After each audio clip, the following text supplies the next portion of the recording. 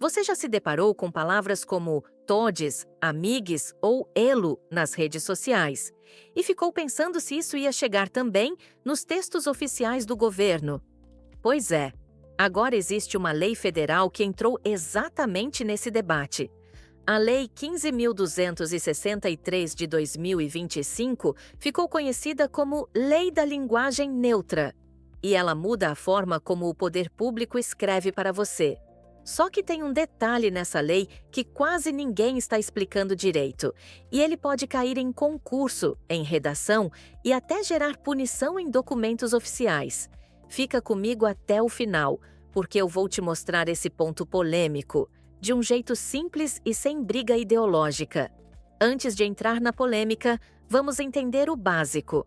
A Lei 15.263 de 2025 criou a Política Nacional de Linguagem Simples.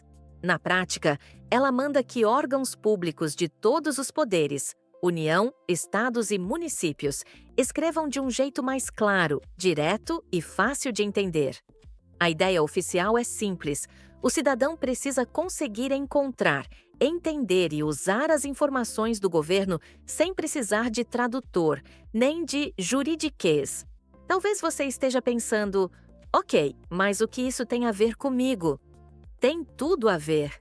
Essa lei vale para editais de concurso, comunicados de prefeitura, avisos de escola pública, mensagens de órgãos de saúde, sites de serviços públicos, tudo o que é comunicação oficial com o cidadão. Se a linguagem ficar mais simples, você erra menos prazo, entende melhor seus direitos e consegue resolver mais coisas sem precisar de advogado. E é justamente nesse cenário de comunicação clara que entra a regra sobre linguagem neutra. Para ficar fácil, vamos organizar assim. Primeiro, eu vou te explicar o que a lei diz de forma bem direta. Depois, onde entra exatamente a questão da linguagem neutra. Em seguida, alguns exemplos práticos de como isso aparece na sua vida. E no final, o tal detalhe polêmico que muita gente está ignorando e que você não vai esquecer depois deste vídeo. Quando a gente lê o texto da lei, vê que o foco oficial é linguagem simples. A lei manda usar frases curtas, em ordem direta, evitar jargões, explicar termos técnicos, evitar palavras estrangeiras difíceis e até organizar melhor os textos com listas e tabelas. Tudo isso para que qualquer pessoa consiga ler um edital, um comunicado de saúde ou um aviso da prefeitura, sem precisar de alguém traduzindo o que o governo quis dizer. Ou seja, existe um lado positivo claro, melhorar a compreensão dos textos oficiais. Mas é aqui que a discussão esquenta.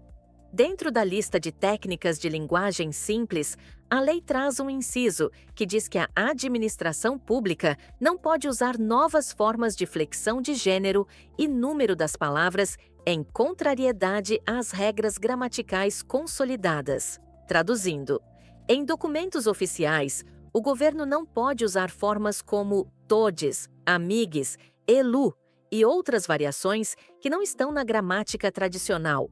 É por isso que muita gente passou a chamar essa norma de Lei da Linguagem Neutra, mesmo que, no papel, ela fale de linguagem simples e de seguir o padrão oficial do português.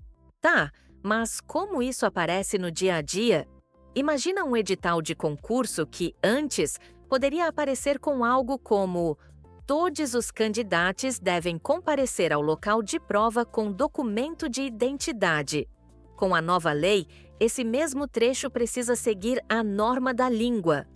Todos os candidatos devem comparecer ao local de prova com documento de identidade, ou aplicando linguagem simples e inclusiva, sem linguagem neutra. Você deve levar um documento de identidade no dia da prova. Percebe a diferença? A lei não manda o governo complicar o texto, ela manda simplificar, mas sem inventar novas flexões de gênero nos documentos oficiais. Essa lei vale para toda a administração pública, União, Estados, Distrito Federal e municípios, e para os 3 poderes. Então, se você estuda para concurso, trabalha em órgão público ou simplesmente depende de serviços do governo, essa regra faz parte do seu dia a dia a partir de agora. Editais, comunicados, avisos em sites, respostas oficiais a pedidos de informação. Tudo isso precisa seguir a linguagem simples e respeitar a proibição de novas flexões de gênero nos textos oficiais. Claro que tudo isso gerou uma discussão enorme. Muita gente passou a dizer que o governo baniu a linguagem neutra de todo lugar. Mas é importante entender o alcance. A lei fala de documentos e comunicações oficiais. Ela não entra na forma como as pessoas falam no dia a dia, nas redes sociais, em espaços privados ou em debates acadêmicos.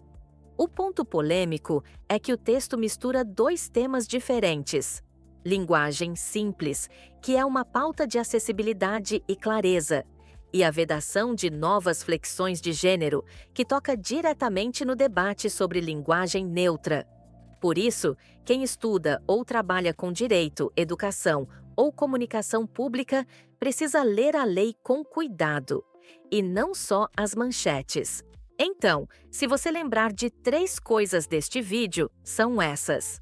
Primeiro, a Lei 15.263/2025 criou a Política Nacional de Linguagem Simples para deixar a comunicação oficial mais clara para o cidadão.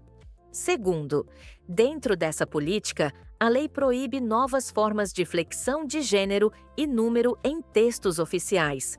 E é aí que entra a polêmica da linguagem neutra. Terceiro, essa regra vale para toda a administração pública, em todos os níveis. Então pode aparecer em concursos, editais, formulários e serviços que você usa todo dia. Se você quer entender melhor seus direitos, as leis e como o poder público funciona sem precisar de tradutor, se inscreve aqui no Poder Explicado e compartilha esse vídeo com quem vive perdido com linguagem jurídica. E se você quiser ir além, procura aqui no canal o nosso vídeo sobre a PL das bagagens, porque essa discussão de hoje é só a ponta do iceberg.